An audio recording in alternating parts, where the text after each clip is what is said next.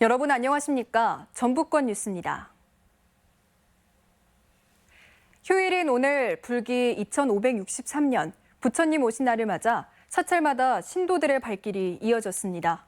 오늘 오전 김제 금산사에서는 불교계 인사들과 수백여 명의 불자들이 참석해 봉축법 요식을 열고 차별받고 소외된 이웃들에게 부처님의 자비와 은혜가 깃들기를 기원했습니다. 고창 선운사와 부안 내소사 등 도내 주요 사찰에서도 봉축법 요식과 점등식 등 행사가 열려 석가탄신의 뜻을 기렸습니다.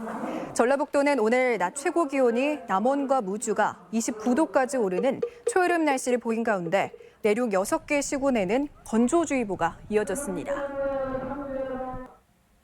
여야가 합의한 선거제 개혁안에는 지역구 낙선자를 비례대표로 구제하는 석패율제가 포함돼 있습니다. 줄어드는 지역구를 보완할 거라는 기대와 중진 의원들에게만 유리하다는 비판이 맞서면서 관심이 높습니다. 김한광 기자입니다.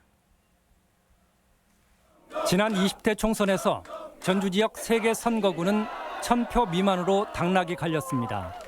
특히 전주 을에서는 111표 차이로 승부가 났고 나머지 두 지역도 득표율 차이는 1%포인트도 되지 않을 만큼 초박빙이었습니다.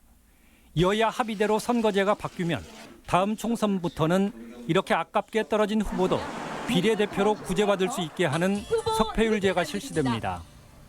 지역구와 비례대표 후보에 이중으로 등록할 수 있게 하는 제도인데 지역구 최소 득표율이 5% 미만인 후보나 권역별 지역구 의석의 30% 이상을 차지한 정당의 후보는 당선될 수 없습니다. 특정 정당의 독식을 막게 하는 제도로 도내 야권에서는 소수 정당의 진출 기회라며 기대감을 보이고 있습니다. 지역구에서 낙선하더라도 국회에 진출할 수 있는 길이기 때문에 지역을 대변하면서도 소수 정당들이 의회에 진출해서 자기 목소리를 낼 수 있는 그러한 제도로 활용될 수 있다. 지역 대표성까지 보완할 수 있다는 의견인데 득표율이 높은 낙선자의 구제 가능성이 높아 정치 신인이 불리하다는 비판도 적지 않습니다. 신인들을 좀 더 배워해 줄 수 있는 그리고 등용할 수 있는 이런 문호가 좀 차단될 수 있다는 점에서는 좀 부정적 생각을 하고 있습니다. 선거제 개혁으로 감축이 예상되는 도내 선거구 2~3석을 보완하면서 중진 정치인의 역할이 아쉬운 전북 정치권에서 석패율제에 관심이 높을 수밖에 없습니다. MBC 뉴스 김한광입니다. 올해로 성년이 된 전주국제영화제가 어제 폐막식을 끝으로 모든 일정을 마무리했습니다. 다양한 장르의 독립 대한 영화들이 관객들의 관심을 받았지만 운영상 아쉬운 점도 눈에 띄었습니다. 한범수 기자입니다. 영화 표현의 해방구라는 주제로 열린 제20회 전주국제영화제가 열흘간의 일정을 마무리했습니다. 폐막식은 주말인 11일 저녁 전주돔에서 배우 소희연, 임규진 부부의 사회로 진행됐으며 경쟁 부문 수상작 감독들이 무대에서 관객들과 소통의 시간을 가졌습니다. 영화제에선 53개국에서 출품된 275편의 작품이 상영됐는데 평소 쉽게 접하기 힘든 독립 대한 영화들이 관객들의 시선을 사로잡았습니다. 매진율이 50%를 넘겨 역대 최고 흥행 기록을 갈아치웠습니다. 특히 4대강 사업 비리를 다룬 영화 삽질과 세계적인 거장 아녜스 바르다 감독을 기리는 아녜스가 말하는 바르다 등 4편은 재개봉이 결정될 만큼 관객 반응이 좋았습니다. 평소 접하지 못했던 영화들을 많이 봐가지고 너무 좋았고 그 젊은 사람들이 많이 와서 흥분하고 너무 재밌어요. 하지만 아쉬운 점도 적지 않았습니다. 부족한 주차 공간에 시민들은 불편을 겪었고 학생 관객들에겐 구도심과 한옥마을 일대의 숙박비가 큰 부담이었습니다.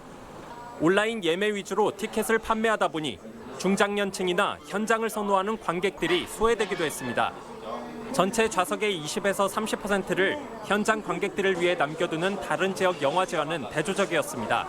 매년 같은 식으로 이벤트를 진행하다 보니까 관객분들도 좀 지루하게 느껴지지 않았나. 또한 외국인 관객을 위한 안내 책자가 부족했고 황금 연휴 이후에는 관객 수가 급감하며 축제 열기가 빠르게 식었다는 점도 되돌아볼 부분입니다. MBC 뉴스 한범수입니다. 최근 전주 지역 미세먼지의 상당량이 날림먼지에서 비롯됐다는 연구 결과가 나왔습니다. 전주시가 도로 위 날린 먼지를 잡겠다며 먼지 흡입 차량을 도입했는데요. 이름이 폭풍 흡입 차량이라는데 조수영 기자가 어떤 능력이 있는지 알아봤습니다. 7.5톤 대형 트럭 2대가 거북이 걸음으로 도로 위를 누빕니다. 전주시가 차량 한 대당 2억 5천만 원을 들여 도입한 청소 차량입니다. 도로 위 먼지를 시원하게 빨아들이는 진공 청소기 역할을 한다는 건데 일명 폭풍 흡입차로 불립니다. 전주에서 발생하는 날림 먼지의 47%는 도로 위에서 나오는데 먼지 흡입차는 타이어나 브레이크 패드 마모로 발생하는 미세먼지와 중금속을 줄여주는 역할을 합니다. 1시간 동안 운행된 이 흡입 차량에 모인 분진의 양을 측정해 보겠습니다. 도로 위에 널린 모래뿐 아니라 입자가 작은 미세먼지가 뒤섞여 나옵니다. 1시간 동안 모인 분진의 양이 상당히 묵직한데요. 체중계에 달아보니 7kg이 찍힙니다. 흡입 차량은 시험 운행 중인데 이달 말부터는 대기오염물 배출이 많은 공업 지역을 중심으로 운행합니다. 운영을 해보면서 성과에 대한 부분도 분석을 진행을 하고요. 점진적으로 CNG 차량인 분진 흡입차로 교체해 나갈. 도내 다른 시군들도 먼지 흡입 차량 도입을 검토 중인 가운데 시민들은 폭풍 흡입이란 이름처럼 생활 속 미세먼지를 깨끗하게 청소해 주기를 기대하고 있습니다. MBC 뉴스 조수영입니다.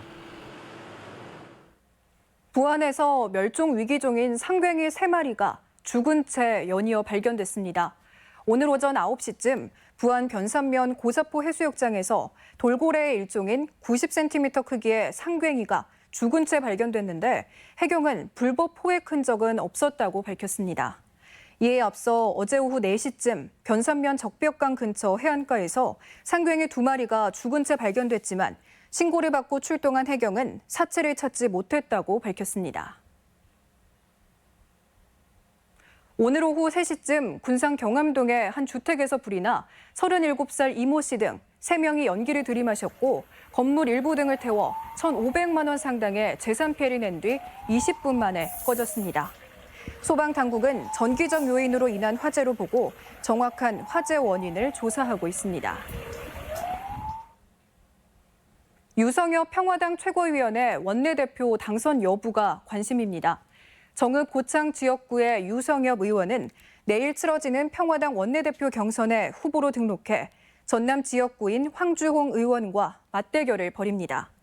평화당의 원내대표 경선은 민주당 홍영표, 바른미래당 김관영 의원 등 도내 출신 원내대표가 모두 물러난 상황이어서 특히 도내 정치권에 주목을 받고 있습니다. 민주당이 내년 총선 경선에 대비해 불법 당원 모집 근절 대책을 추진합니다. 민주당이 내년 총선에 대비해 권리 당원과 일반 여론조사를 50%씩 반영하는 공천 기준을 발표하면서 도내에서도 벌써부터 당원 모집이 경쟁 양상을 보이고 있습니다. 민주당 전북도당은 입당원서 임의 작성과 당비 대납, 주소지 허위 기재 등은 불법 행위라며 적발될 경우 수사기관 고발과 함께 공천 신청 자격 박탈을 경고했습니다. 오늘 오후 1시 반쯤 정읍 이방면의 한 도로에서 83살 안모 씨가 몰던 자전거가 37살 김모 씨가 몰던 오토바이와 부딪혀 안 씨가 숨지고 김 씨가 크게 다쳤습니다. 지금까지 전북권 뉴스였습니다.